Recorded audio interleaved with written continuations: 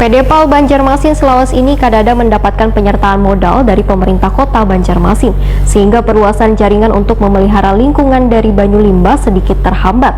Untuk mengatasi permasalahan, maka status hukum dari PDPAL Banjarmasin akan dirubah menjadi Perumda agar kedepannya bisa mendapatkan penyertaan modal dari pemerintah kota Banjarmasin.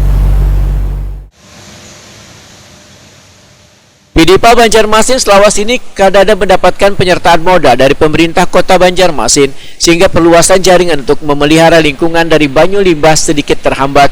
Untuk mengatasi permasalahan tersebut, maka status hukum dari PDPAL Banjarmasin akan dirubah menjadi Perumda agar kedepannya bisa mendapatkan penyertaan modal dari pemerintah kota Banjarmasin. Wali Kota Banjarmasin Ibnu Sina Wetokuni Prima TV usai finalisasi kesepakatan APBD perubahan tahun 2021 di aula rapat paripurna DPD Banjarmasin Jarnambung Mangkurat Banjarmasin Tengah jelang tengah hari Senin 16 Agustus 2021 mendahkan karena dimasukkannya anggaran PDPAL Banjarmasin dalam APBD perubahan tahun 2021 dikarenakan masih ada proses perubahan status hukum menjadi Perumda. Sambil menunggu proses perubahan status hukum, maka untuk sementara akan diberikan penyertaan modal dari pemerintah kota yang langsung diberikan ke PDPAL Banjarmasin.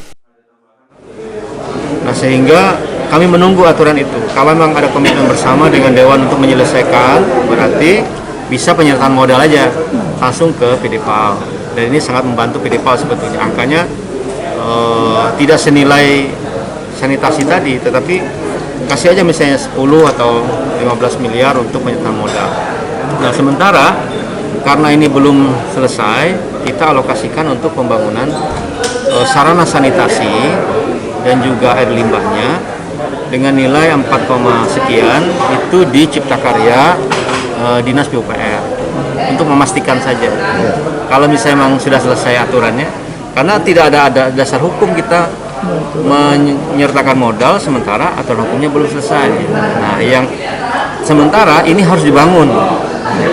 Makanya biar ada kepastian hukum dan kepastian pembangunan, ya masih di SKPD yang memang sesuai dengan tupoksinya, yaitu di Dinas PUPR khususnya bidang Cipta Karya.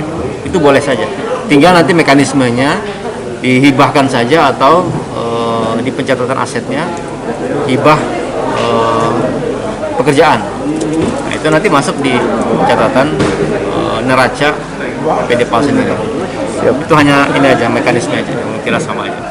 Ibnu Sina menambahkan, untuk sementara akan dialokasikan dana untuk sarana sanitasi sekitar 4,5 miliar rupiah. Nah, anggarannya ada pada bagian Cipta Karya di Dinas PUPR Banjarmasin.